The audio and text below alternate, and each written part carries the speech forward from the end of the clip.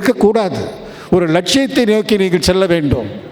உங்கள் பெற்றோர்கள் கனவு கண்டு கொண்டிருக்கிறார்கள், தன் குழந்தையை நான் ஒரு பெரிய இன்ஜினியராக, விஞ்ஞானியாக, உலகம் போற்று விஞ்ஞானியாக உருவாக வேண்டும் என்று எதிர்பார்க்கிறார்கள். அதே கனவை நீங்களும் பெற வேண்டும்.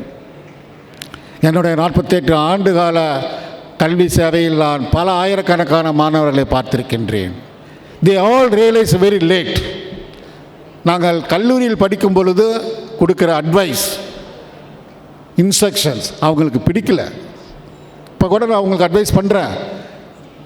You may be sitting after compulsion by your parents, but it is our duty. உங்களை சிறந்த மனிதர்களாக உருவாக்க வேண்டியது எங்களுடைய கடமை, த சீனியர் பீப்புள். 2 மணி நேரம் தானே நான் ரயிலில் தூங்க முடிந்தது. அது டூ மெனி டிஸ்டர்பன்ஸ். பட் இருந்தாலும் நான் இந்த நிகழ்ச்சியில் முக்கியத்துவத்தை புரிந்து தான் அதையெல்லாம் பொறுத்து கொண்டு வருகின்றோம். எனக்கு கடந்த 1 மாதமாக அலைச்சல். சென்ற ஆண்டு நான் சேட்டலைட் ப்ரோக்ராமுக்கு இன்வைட் பண்ணிருந்து எல்பிஎஸ்சி டைரக்டர், இஸ்ரோவோட டைரக்டர். அவர் வந்துட்டு போன இந்த வருஷம் அவர் சேர்மன் ஆகிட்டார், சேர்மன் ஆஃப் ISRO. அதனால் நீங்கள் அதெல்லாம் போய் பார்க்கும் பொழுது, இப்போ இஸ்ரோவை எடுத்துட்டிங்கன்னா சென்ற ஆண்டு 23ஆம் ஆண்டு சந்திராயன் 3ஐ நாம் நிலவில் இறக்கினோம். ஞாபகம் இருக்கா? சந்திராயன் 3 அதில் ஒரு மிகப்பெரிய மகத்துவம் என்னவென்றால், நாம் அனுப்பிய அந்த விண்கலம் சந்திரனின் தெற்கு பகுதியில் இறக்குவது தான் அதில் முக்கியம். சிறப்பாக, கரெக்டாக, துல்லியமாக அந்த இடத்தில் நாம் இறக்கினோம். அங்கே அந்த சாஃப்ட்வேர் மூலமாக இறங்கியது ஆர்டிஃபிஷியல் இன்டெலிஜென்ஸ். அதை பயன்படுத்தி தான் அந்த ரோவர் கீழே இறங்குச்சு. அது இறங்கும்பொழுது மேடு பள்ளமாக இருக்கிற இடத்தில் இறங்கக்கூடாது என்பதை AI கண்டுபிடித்து அதை ஹரிசாண்டலாக தள்ளி அதன் பிறகு சமதளமான இடத்தில் அது இறக்கியது. இதுபோன்று விஞ்ஞானிகள் இந்தியாவில் நிறைய தேவைப்படுகிறார்கள். 2035ஆம் ஆண்டில் இந்தியா ஒரு சர்வதேச விண்கல ஆராய்ச்சி நிலையத்தை உருவாக்க திட்டமிட்டிருக்கிறது. 2040ஆம் ஆண்டில் இந்தியாவின் அஸ்ட்ரானட் விண்வெளியில் சந்திரனில் நமது இந்திய மனிதன் இறங்குவான் என்கிற திட்டத்தையும் ஆரம்பித்திருக்கின்றது. அதற்காக ககன்யான் ப்ராஜெக்ட் இப்பொழுது ஆரம்பிக்கப்பட்டிருக்கிறது. எனவே நமது நாடு நல்ல வளர்ச்சியை நோக்கி சென்று கொண்டிருக்கின்ற இந்த நேரத்தில் வாய்ப்பை தவறவிட்டு விடாதீர்கள். You may be a doctor, you may be an engineer, commerce, anything and every subject is important. நீங்கள் எடுத்துக்கொண்ட படிப்பில் வெற்றி அடைய வேண்டும். உங்கள் லட்சியத்தில், உங்கள் குறிக்கோளில் நீங்கள் வெற்றி அடைய விடாமல் தடுப்பது என்ன? +2ல் கூட நிறைய மார்க் வாங்கணும்னு நீங்கள் படிச்சிருக்கீங்க. ஒரு சில மார்க்குகள் குறைவாக கூட வரலாம். ஆனால் what is the challenge you are facing? நீங்கள் எதிர்கொண்டிருக்கும் சவால்கள் என்ன? தயவு செய்து உணர வேண்டும். I always say the students are facing lot of challenges during their education period. என்ன சவால் தெரியுமா? உங்களை படிக்க விடாமல், கல்வியில் கவனத்தை செலுத்த விடாமல் தடுப்பது, தவிர்ப்பது, திசை திருப்புவது எது?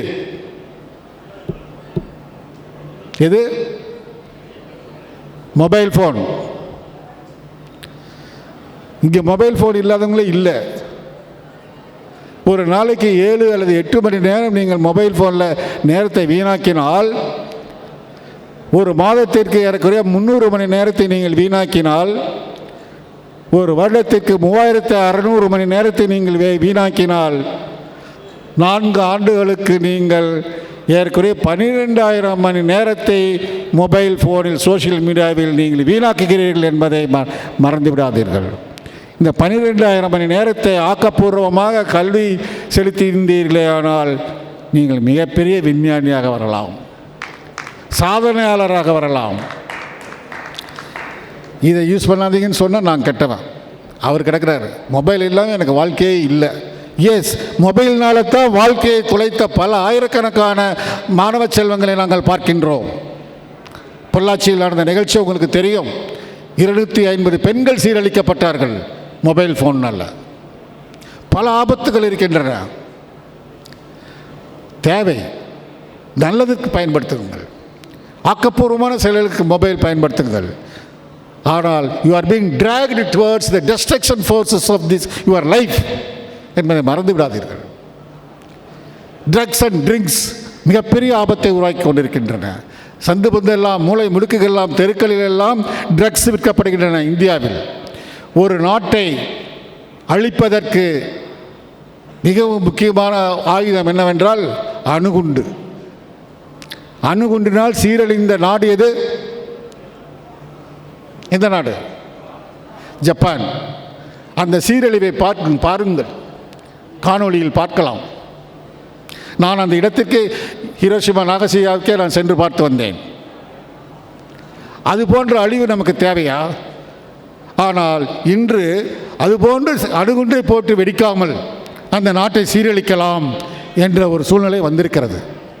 அது என்னவென்றால், அந்த நாட்டில் உள்ள இளைஞர்களை திசை திருப்பி விட்டால், டெஸ்ட்ராய் செய்துவிட்டால் அந்த நாடு முன்னேறாது. அதைத்தான் இந்தியாவை நோக்கி பல நாடுகள் படையெடுத்து கொண்டிருக்கின்றார்கள். தினமும் நாம் செய்தித்தாள்கள் பார்க்கிறோம். 10,000 கோடி 18,000 கோடி அளவில் போதைப் பொருள்கள் இந்தியாவிற்குள் வந்திருக்கின்றன. அவைகளெல்லாம் மாணவர்களை வைத்தே மாணவர்களுக்கு விற்கப்படுகின்றன. அன்பு மாணவ செல்வங்களே, இது ஒரு எச்சரிக்கையாக நான் அனுபவத்தை நான் உங்களுக்கு சொல்கிறேன். பல மாணவர்கள் போதைப் பொருளுக்கு அடிமையாகி வாழ்க்கையை சீரழிந்து கொண்டிருக்கின்றார்கள். அதிலிருந்து நீங்கள் உங்களை தற்காத்து கொள்ள வேண்டும். பெற்றோர்கள் முக்கியமாக தற்காத்து கொள்ள வேண்டும். ஏனென்றால் இந்தியாவின் மீது பொறாமைப்பட்டிருக்கிற அத்தனை, இன்க்ளூடிங் அமெரிக்கா அண்ட் ரஷ்யா, இந்தியாவின் மீது பொறாமைப்படுகிறார்கள். இந்தியாவின் வளர்ச்சியை கண்டு பொறாமைப்படுகிறார்கள். நாம் அவற்றையெல்லாம் பார்க்காமல் நாம் ஒவ்வொரு குடும்பமும் மிக சிறப்பாக செயல்பட வேண்டும். அந்த பெற்றோர், அன்புள்ள பெற்றோர்களை நான் கேட்டுக்கொள்கின்றேன். உங்கள் குழந்தையின் வெற்றிக்கு, வாழ்க்கைக்கு, படிப்புக்கு உங்களுக்கு கனவுகள் மட்டும் இருந்தால் போதாது. அந்த கனவு செயல்படும் விதத்தில் நீங்கள் மாணவ செல்வங்களுக்கு உதவி செய்ய வேண்டும். ஒருத்தர் கேட்கலாம், சார் நான் என்ன பண்ண முடியும்? நான் ஃபீஸ் கட்ட முடியும், மற்ற எல்லா செலவும் செய்ய முடியும், படிக்க வேண்டியது அவன் தானே அப்படின்னு சொல்லலாம். ஆனால் அவன் படிக்க வேண்டிய நேரம் எது? காலை 4 மணிக்கு. உங்கள் குழந்தை வெற்றி அடைய வேண்டும் என்றால் நீங்கள் 4 மணிக்கு எழுந்திருந்து அவனை அன்புடன் அவனை எழுப்பிவிட வேண்டும். அடித்து எழுப்பிவிடக்கூடாது. ஆனால் நான் அடி வாங்கி தான் எழுந்திரிச்சேன். My father beaten me my morning 4 o'clock if I didn't get up in the morning. ஒவ்வொரு நாளும் 4 மணிக்கு என்னை எழுப்பி படிக்க வைத்தவர்கள் எனது பெற்றோர்கள். ஒரு நாள் கூட என்னை ஸ்டாப் பண்ணல டூரிங் மை ஸ்கூல் டேஸ். அதனால தான் நான் படித்தேன். இன்றைக்கி அந்த கிராமத்திலிருந்து படித்து நான் வெற்றி அடைஞ்சிருக்கேன். It is purely, totally my parents only helped me in my education. விட்டுருந்தால் நானும் 7 மணி வரைக்கும் தூங்கியிருப்பேன். ஆனால் கல்லூரிக்கு சென்றிருக்க முடியாது. எனவே பெற்றோர்களுடைய கடமை, மாணவர்களுக்கு early morning education is very important. மறந்து விடாதீர்கள்.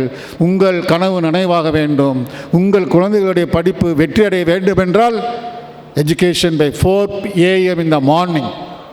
அப்போ நைட்லலாம் என் பையன் படிக்கிறான் சார். நைட்டில் படித்த பிரயோஜனமே இல்லை. Your mind does not accept the knowledge and retain in the morning, in the night, because your brain is whole day it is busy.